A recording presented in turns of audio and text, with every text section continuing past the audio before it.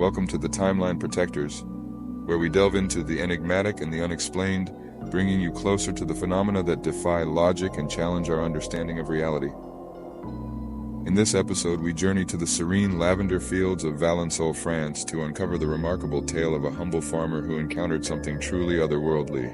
In the quiet, sun-drenched lavender fields of Valensole, France, an extraordinary event unfolded on the morning of July 1st, 1965, that would leave an indelible mark on the annals of UFO lore. Maurice Masse, a well-respected lavender farmer, was out tending his crops when his life took an unexpected and otherworldly turn. Masse, a practical and grounded man, was no stranger to the natural wonders and oddities that life on a farm could offer. Yet nothing could have prepared him for what he was about to encounter.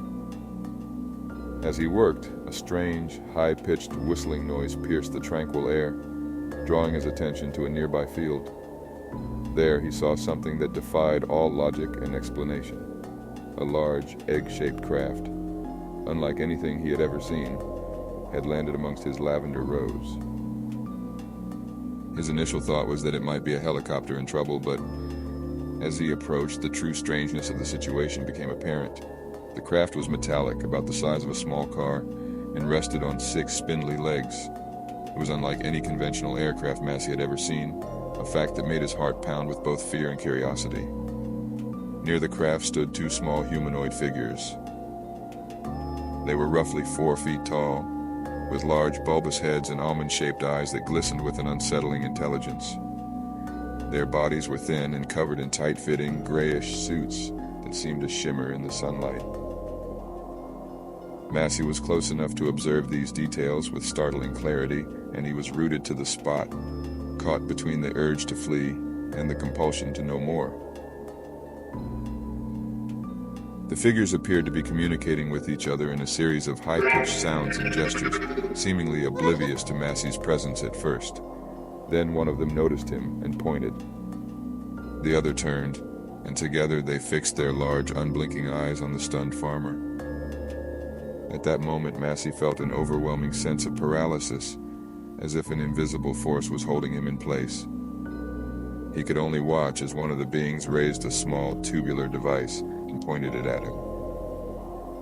Almost immediately, Masse was overcome with a profound sense of calm and drowsiness, and he found himself unable to move. The next thing he knew, the beings had re-entered their craft, which then lifted off silently and swiftly, disappearing into the sky with incredible speed. As soon as the craft was gone, Masse regained his mobility. He stood there for a moment, dazed and bewildered, before he shakily made his way back home to tell his story. Masse's account of the incident was met with skepticism by some, but those who knew him well vouched for his honesty and integrity. He had no reason to fabricate such a tale and was known to be a man of sound mind and practical disposition. The area where the craft had landed was examined, revealing strange markings on the ground and changes in the soil that could not be easily explained. Upon inspection, investigators discovered deep, circular indentations in the ground, which matched Maurice Masse's description of the 6-legged landing gear he had observed, suggesting a heavy object had pressed into the soil with significant force. Additionally, the soil in the immediate vicinity of the landing site showed signs of unusual changes. Analyses revealed alterations in its structure and chemical composition, making it unusually resistant to water and hardening it in a way that could not be easily explained by natural processes. The lavender plants near the site also exhibited abnormal growth patterns, with some plants wilted or stunted, and others displaying unusual cellular damage, effects consistent with exposure to intense heat or radiation, though no clear source of such energy was identified. Over time, the Valensole incident has been scrutinized by ufologists and skeptics alike.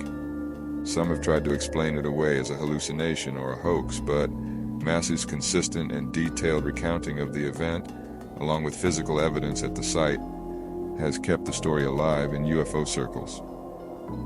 The event even caught the attention of the French government, which conducted its own investigation, adding a layer of official intrigue to the mystery. To this day, the Valensole UFO encounter remains one of the most compelling and well-documented cases in the history of UFO sightings. Maurice Masse's experience, etched into the lavender fields of Valensole, serves as a haunting reminder that we may not be alone in the universe, and that sometimes the extraordinary can happen in the most ordinary of places. Thank you for watching. If you made it this far, you're truly appreciated.